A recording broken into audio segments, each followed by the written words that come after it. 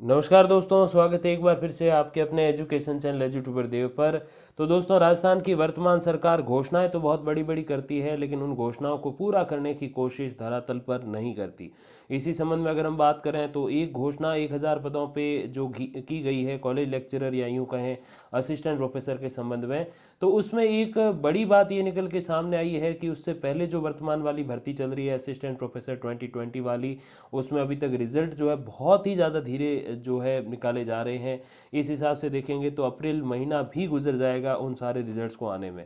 अगर ऐसा होता है तो अगली भर्ती से पहले जो प्रोसेस रहेगी, ज्वाइनिंग की, उससे पहले डीवी की और इंटरव्यू की, वो सारी कम से कम 5 से 6 महीने का समय लेगी। तो नेक्स्ट भर्ती आने में 1 साल से भी ज़्यादा समय लग जाएगा। अब सरकार घोषणा तो एक बार कर देती है, लेकिन उस घोषणा को अमल में कैसे लाना है, उस घोषणा को धरातल पर लागू कैसे करना है और जल्द से जल्द उसे पूरा कैसे करना है, इस ओर ध्यान नहीं दे रही। और इस दौरान जो विद्या संबल योजना में गेस्ट फैकल्टीज लगे हुए हैं कॉलेजेस में असिस्टेंट प्रोफेसर के पद पे, उनको जो है 31 मार्च को शायद घर भेज दिया जाए, मतलब कि उनका कॉन्ट्रैक्ट समाप्त होने वाला है। हालांकि इस संबंध में सीएम साहब से 15-20 दिन पहले मुलाकात भी की, जो गेस्ट फैकल्टीज लगे हुए थे उन्होंने, और कॉन्ट्रैक्ट बढ़ाने की मांग की है। तो ये भी एक गुड न्यूज़ आपको मिल सकती है अगले 2-3 सप्ताह में, अगर सरकार बढ़ाना चाहती है। और मेरे हिसाब से बढ़ाना भी चाहिए, क्योंकि वर्तमान में जो मैटर चल रहा है उस हिसाब से अगले 6 महीने तक भी कॉलेज लेक्चरर परमानेंट वाले नहीं मिलने वाले, तो तब तक के लिए तो एटलीस्ट बढ़ाया जा सकता है। बाकी देखिए सरकार क्या चाहती क्या नहीं, कुछ ही दिनों में पता चल जाएगा। अब देखिए बात करते हैं हम आज नागौर की, तो वहाँ पर महिला कॉलेज की स्थिति खराब है। 85% जो पद है वो खाली है। और ज़िले के जो मेन कॉलेजेस हैं जैसे मिर्धा कॉलेज वगैरह, तो उसमें आधे से ज़्यादा पद रिक्त है। देखिए क्या अपडेट है। जिला मुख्यालय के BR मिर्धा कॉलेज और श्रीमती माडीबाई मिर्धा महिला महाविद्यालय में व्याख्याताओं के अधिकतर पद रिक्त होने से विद्यार्थियों को प्रवेश के बाद परीक्षा कराने और डिग्री देने की औपचारिकता निभाई जा रही है, पढ़ाई नहीं होती है। महिला शिक्षा को बढ़ावा देने वाली राज्य सरकार के दावों की पोल नागौर के महिला कॉलेज में खुल रही है।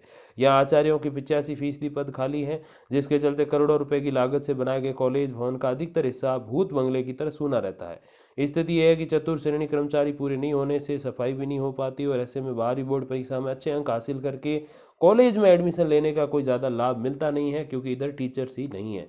अब देखिए, सरकार विद्या संबल योजना के माध्यम से कॉलेज शिक्षा को संबल देने की कोशिश कर रही है, लेकिन स्थायी रूप से पद भरे हुए नहीं है। इससे परेशानी आ रही है। अब देखिए, याद रहे कि जिला मुख्यालय के BR मिर्धा कॉलेज में हर वर्ष प्रवेश लेने के लिए हजारों विद्यार्थी आवेदन भरते हैं, लेकिन सीटें सीमित होने से आधों को भी प्रवेश नहीं मिल पाता।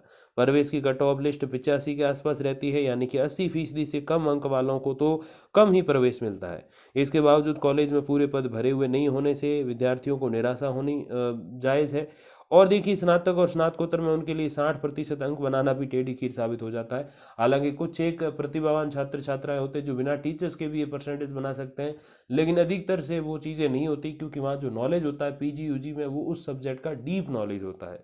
अब देखिए, सरकारी कॉलेजों में रिक्त पदों को लेकर खींवसर MLA नारायण बेनीवाल ने विधानसभा में प्रश्न लगाकर जानकारी मांगी।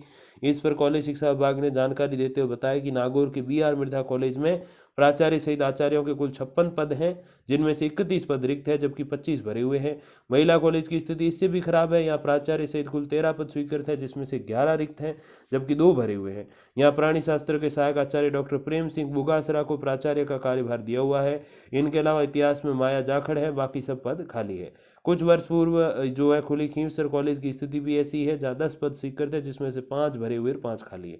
तो कहने का मतलब यही है कि सरकार घोषणाएं कर देती है, लेकिन उस पर अमल करना और भर्ती को जल्द से जल्द टाइम पे पूरा करना ये नहीं कर रही है।